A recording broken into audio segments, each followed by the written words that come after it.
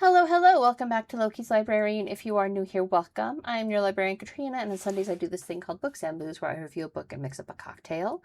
It is the last Sunday of the month, meaning it's time for another look at that old-time religion, making this week's book, American Gospel, God, the Founding Fathers, and the Making of a Nation by Jon Meacham. The accompanying cocktail is a Gospel Sharp, which is 1 ounce of Habanero infused bourbon, 2/3 ounces of Herbal Liqueur. In my case, I am using Becherovka because I have some. The recipe says green Chartreuse or Herbal Liqueur because green Chartreuse can be a little bit hard to find. That is the good choice, though. 2/3 ounces of Cherry Liqueur. This one calls for maraschino. I'm going with Hearing. Again, that's what I have on hand. 2/3 ounces of lime juice and a tiny scant pinch of sea salt. You could do saline, but I'm just going to do a tiny scant pinch of sea salt. What the fuck is going on here? Part of my letters are cut off. It's bugging me. I don't like it. Okay, there, I have fixed it. Let's see here. This book was written actually about 20 years ago now. That's not what I need. I need to start here. Primarily in response to the question of, well, actually, I think it's probably written because of the culture wars. Specifically the question, are we a Christian nation? All right. I think that is specifically what they were looking for. That's right. I wasn't going to go with the 2/3 ounces. I went with the milliliters. So it's 30, 20, 20, 20. So 30 of the habanero infused, well, mango habanero infused for me. And then 20 ounces of everything else, except for the salt. Are we a Christian nation? It's a fair question. The short answer is no, not exactly. We are designed to be a religious nation, but not specifically a Christian nation. And there are quite a few caveats thrown into that. A lot of caveats. Meacham explores what we know about the founding fathers and their faith, which we actually know quite a lot because they were all of them extensive authors in their own day. Big thinkers. They included a lot of details as to what they personally believed. Yeah, so let's get into this. Right out of the gate, there can be no doubt that our founding fathers were Christian. All right, there's a lot of people who, no, they weren't Christian, they weren't Christian. Yeah, they were. They kind of actually were. Most of them were deists. They didn't necessarily ascribe to Catholicism or Episcopalian or Quakerism, but they did believe in a God, that God was real, that God existed and was heavily involved in the creation of our great nation. A God, a creator, nature's God. That's actually what they name. There's a reason why the Declaration of Independence specifically reads, quote, the unanimous declaration of the 13 United States of America when, in the course of human events, it becomes necessary for one people to dissolve the political bands which have connected them with another, and to assume among the powers of the earth the separate and equal station to which the laws of nature and of nature's God entitle them. A decent respect to the opinions of mankind requires that they should declare the causes which impel them to this separation. We hold these truths to be self-evident. All men are created equal. They are endowed by their Creator with certain unalienable rights. Among these are life, liberty, and the pursuit of happiness. And those are the opening words of the Declaration of Independence. Now, God does not actually appear anywhere in the Constitution, all right? They're saying here they believe that God supports their cause in their bid for freedom from, England and Mad King George. Yes, I think it's a little bit of sea salt in there. So, they're like, yeah, if we're gonna do this, we need to let them know why. We don't get to just start shooting and say, hey, sorry, man, you're on your own, right? We gotta let them know why. Right, tiny, scant pinch of sea salt.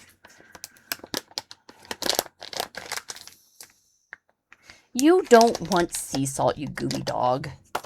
You don't want sea salt. And you don't want alcohol. Or maybe you do want alcohol. You can't have alcohol. It's not good for me. It's really not good for you. I got to shake this up really quick. Now, the wording they used in the Declaration of Independence was very specifically chosen, very, very specifically chosen to allow for what would follow, which was the absolute freedom of religion. Multiple documents reflect the acknowledgement that God means different things to different people, including all denominations of Christianity, Judaism, and Islam. They were certainly well aware of China at this point and Confucianist belief, Buddhists. They were aware of all of these things. These were educated men.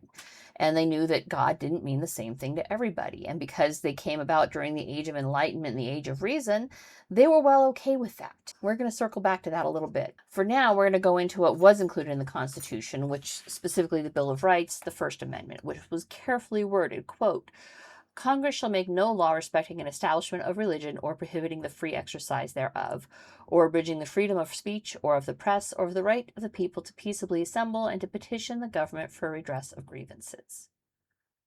End quote. That's the First Amendment.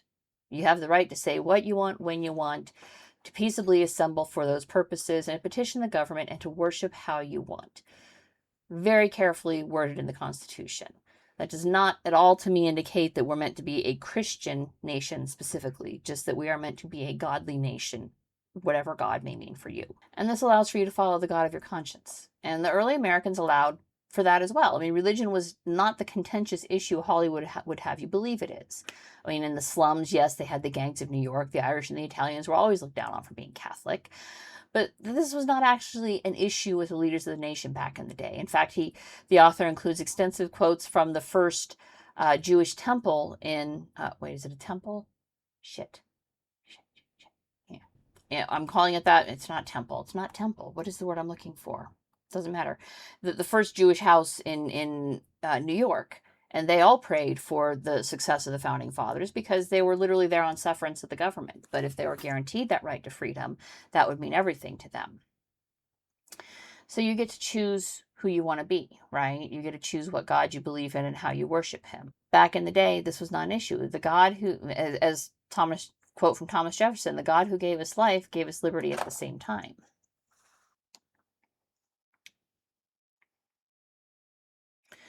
Well, the habanero adds a fucking kick. I'll say that. It's a wee bit spicy on my tongue. Another quote from the day, religion and liberty must flourish or fall together in America. We pray that both may be perpetual, which was the Reverend William Smith, who had a Doctor of Divinity. It took me a hot minute to figure out what DD meant. He said that June 23rd, 1775. So even just before we declared independence, right? Not God, religion. Religion and liberty must flourish or fall together. As Meacham says, quote, the great good news about America, the American gospel, if you will, is that religion shapes the life of the nation without strangling it. Belief in God is central to the country's experience, yet for the broad center, faith is a matter of choice, not coercion. And the legacy of the founding is that the sensible center holds. Part of that sensible center. Most of us are part of that sensible center. That's got a kick. I'm not saying it's bad, but it's got a kick. Meacham follows this by saying, quote, our finest hours, the Revolutionary War, abolition, the expansion of the rights of women, fights against terror and tyranny, the battle against Jim Crow, can partly be traced to religious ideas about liberty, justice, and charity. Yet theology and scripture have also been used to justify our worst hours, from enslaving black people to persecuting Native Americans to treating women as second-class citizens, end quote. And the Bible ultimately is just a book. It was written by man. I don't think anybody with logic can dispute that it was written by man. Now, whether or not it was actually handed down by God is what faith is, right? How much faith do you have that this was written by man on the word of God? But that is the beauty of the human experience, isn't it? I mean, we are all, each of us, a walking contradiction because we are all human. Even our founding fathers were human. What we condemn in complete strangers will make excuses for when it's a loved one doing it. It takes a great deal of spiritual fortitude to hold that center line and then to hold everybody to the same standard. And the founders believed that spiritual fortitude could be found in religion. Again, religion, not necessarily Christianity. And they're not necessarily wrong. I mean, faith in something tends to make people happier. There have been studies. I grokked it because I think Grok is a great search engine. It's a great AI search tool. So I grokked it. Here's a picture. This is what Grok had to say. And yes, faith in something tends to make people happier. For all of that, Meacham doesn't actually explore the happiness metric, okay? He explores the position of religion with morality. He explores all the ways that faith, not God, but faith, has helped to make America the land of the free. After the introduction, he goes back to the beginning. And of course, every school child learned about the Pilgrims coming to America for religious freedom. I should specify. Gen X learned that. Who knows what bullshit Gen Z and Gen Alpha are being taught. But Gen X learned the Pilgrims came here escaping persecution and the desire to be free in what they worshipped and how they worshipped. I'm pretty sure that nobody's being taught about how the Catholics effectively ended human sacrificial rituals in Mexico by the Aztecs. I mean, don't get me wrong, the Catholics did plenty to destroy vast stores of knowledge when they explored Mexico, but they did put an end to human sacrifice, so you win some, you lose some. Contradictions, right? They were not perfect, but they did save, at least physically, millions from, being sacrificed to a sun god. Meacham then circles back through the Revolution, the Civil War, how both sides used scriptures to justify the war, Civil War. I'm sure that the American Revolution did too, but one kind of must pause, though, and consider for the Civil War. If both sides truly believed the Bible, then when the South lost, did anyone in the South pause and wonder if maybe their scriptural interpretation was wrong? Like maybe God was speaking and determined the North was right and the slaves should be free? I don't know if anybody thought and reflected on that, but it's a way to think about it. It's not the topic of this book. Meacham goes through both world wars, the Great Depression, Jim Crow, civil rights eras, into the War on Terror, citing various documents from various political and religious leaders to showcase his point. We are a religious nation, but not a Christian one. Religion matters. Faith matters. He even acknowledges the right to be an atheist and believe in nothing. What we do not have is the right to insist that others abandon their faith for your comfort. Congress shall make no law respecting an establishment of religion or prohibiting the free exercise thereof. Insisting that Congress remove all religion from public works is actually a violation of the First Amendment. If the people have voted and said we would like XYZ to be on our courthouse, Congress has no place coming in and changing that. On the topic of Islam, the founders were actually quite accepting, as inheritors of the Age of Reason and Enlightenment, to the concept of different means of worship. There were multiple ways to God, multiple paths to be found to find your way back to God. What they were not aware of, because the concept wasn't discussed until 1945, was the paradox of tolerance, which was first discussed by Karl Popper in that year. The paradox of tolerance is, quote, unlimited tolerance, I've talked about this many times on this channel, unlimited tolerance must lead to the disappearance of tolerance. If we extend unlimited tolerance even to those who are intolerant, if we are not prepared to defend a tolerant society against the onslaught of the intolerant, then the tolerant will be destroyed and tolerance with them. We should therefore claim, in the name of tolerance, the right to not tolerate the intolerant. It is a paradox, right? That's been found a lot. That's what's going on in Sweden, right? They're pushed back and have started actually deporting people, and they've cut down the number of refugees they'll accept to the absolute bare bones minimum as dictated by the European Union. And I frankly feel like the European Union is going to collapse under the weight of the Islamic migrants coming in. We're seeing it here in America because we've been so tolerant of the absolute bullshit coming out of the far, far extreme left, the Maoist, communist, socialistic bullshit. We're seeing it now, and they sure as hell don't tolerate any differences of opinion from them. People disinherit their parents because their parents don't lockstep with them on what these ignorant little children think. So the founding fathers allowed for unlimited religious tolerance. You gotta wonder if the founding fathers had a crystal ball and could see how wildly awry their tolerance of religion might go, would they have been more forceful in spelling out God?